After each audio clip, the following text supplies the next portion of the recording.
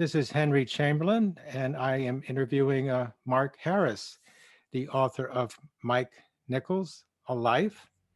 And I started my preparing for this interview by seeing Nichols and May Take Two, which is going to be on the Turner Classic Movie Film Festival. And then, of course, I read your book, Mark, and I'm just so honored to have this opportunity. Thank you so much for doing this. Oh, thanks for having me. Now, I've narrowed down my questions to the most essential. I just want to jump in and ask you, could you talk a little bit about the dynamic between Elaine May and Mike Nichols? Yeah, absolutely. And I think that if people are curious about the dynamic between Nichols and May, watching this documentary, Take Two, is a really great introduction to it.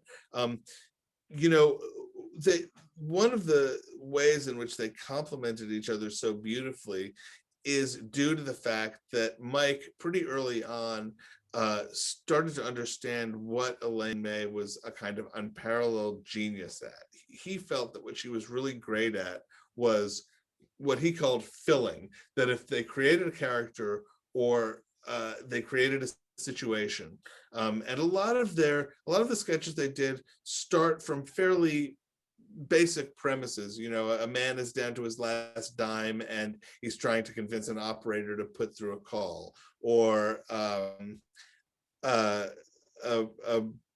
rocket scientist who's too busy to call his mother finally is on the phone with her, and they go to outlandish places from there.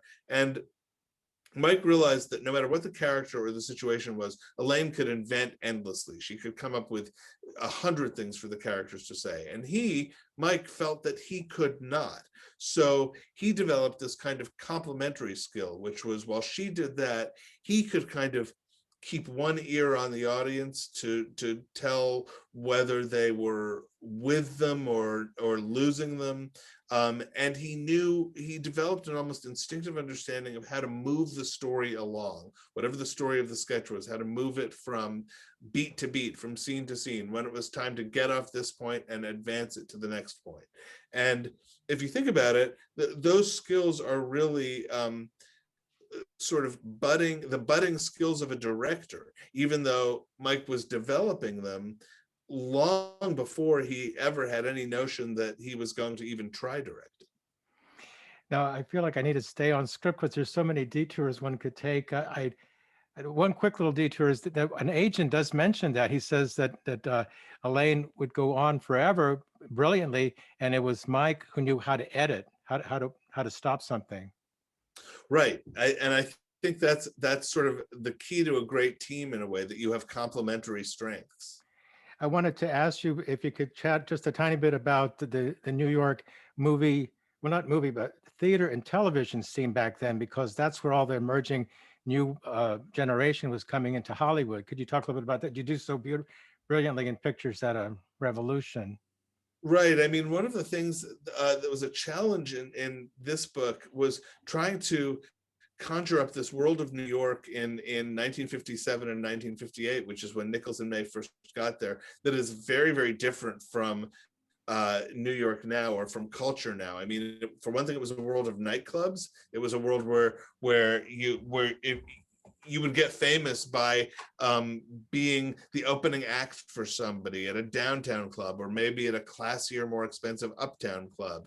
And then the world of theater and publishing and television were all really thriving there simultaneously. I mean, you could get 60 or 70 new shows on Broadway a season, as opposed to the 30 that is more the case now. There was a ton of television production there, both especially live dramatic production, and all of the book publishing was there. So those three feeders were, in a way, where Hollywood got its talent, you know, where it drew from. There were scouts there to see everything that was on stage, to see everything that was in the clubs, to read everything that was coming out. So New York was really a breeding ground, and television was a breeding ground too, for the next generation of Hollywood talent. Well, just crazy, amazing how Mike Nichols was so much at the right place at the right time. Maybe the neuroses, all of that, it just played into all the factors seemed to be in place for him. And he was there at the birth of improv comedy, and then riding the wave of the new wave of filmmakers. So it's just incredible. I wanted to talk a little bit about Buck Henry because he's the next person, the next phase of Mike's life. Yeah, Buck Henry, I mean, in a way, he was in the very first phase of Mike's life because they were grade school classmates Right. together for a year. But professionally, he comes into Mike's life around 1965 when Mike meets him at a party at Jane Fonda's house in California and invites him to try a draft of the script of The Graduate. And that begins this really, really fruitful collaboration. They worked together on The Graduate, they worked together on Catch-22, and they become real soulmates. There's a real kinship there, and it's also an early indicator of one of the things that really distinguished Mike Nichols as a director, which was he did not feel he was a writer, and he did not feel he was a frustrated writer. Mike wasn't interested in writing his own movies. He really loved writers and he loved what they could do. This was true in theater as well. So Mike became an unusually collaborative kind of director, whether it was with writers like Neil Simon and Tom Stoppard and David Rabe on stage, or with screenwriters like Buck Henry and Nora Ephron. He was really engaged by and delighted by what writers could bring to a movie. And one thing that a lot of people are fascinated about, one of the tidbits that comes out for people who are just casually considering reading this book, is the fact that Mike Nichols didn't lost his hair because of a smallpox. His body didn't react well to the vaccine. So I found that quite interesting. Like, it's such a theatrical thing that he always had to dress up. So from the get-go, and that deep in his psyche, he was theatrical. Right. I mean, it wasn't just theatrical. I think for him it was a means of survival. I mean, Yeah. you can imagine what it was like to be a bald kid in New York City in the early 1940s, whose parents wouldn't initially even get him a hairpiece. Mike once told George Siegel, who's one of his Who's Afraid of Virginia Woolf stars, he said, "It takes me 3 hours every day to become Mike Nichols." And I think a lot of what makes Mike tick is built into the fact that from a very early age he felt that he had to compose a self that was palatable for the outside world, that would allow him to get through a day. That kind of, there is a theatricality to it, and that initially he was sort of taking on a persona, but there's also a deep understanding of how people judge you by your appearance, and how the way you look and the way you present yourself can open up opportunities for you or close doors. Now, your book goes deep into everything about Mike Nichols as much as you could do, interviewing 250 people. And one thing that stands out is this issue of self-loathing. And I was surprised at how much of a tyrant, I guess, he could be on set, or even abusive, notably to Dustin Hoffman and then to Gary Shandling. I felt so bad for Gary Shandling. But Yeah, I don't know if he ever got over that. well, I think Mike was very open from the time I first met him about how ashamed he was of the times in his career when he had developed a bullying or adversarial relationship, not just with an actor, but with a crew member sometimes. He really wasn't proud of that. And unlike a lot of directors who will still sort of say, well, yes, I lose my temper sometimes, but it's all in the service of realizing my vision. Mike did not think that it was necessary for a director to behave that way. He viewed that kind of behavior as a flaw, including as a flaw in himself, and he worked very hard to correct it, and when he couldn't correct it, and probably the latest in his career that happened was with Gary Shandling on What Planet Are You From? He at least took the time afterwards to try to think through why he had behaved that way and what caused that.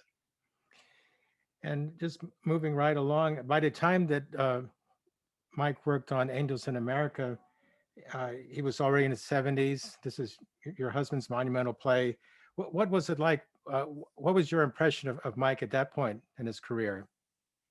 Well, uh, I'm lucky in that I got to meet Mike at that point when he was really at a very settled and happy place in his life, and still vigorous enough to take on something as massive as Angels in America. I mean, the production of that lasted, including rehearsals, for the better part of a year.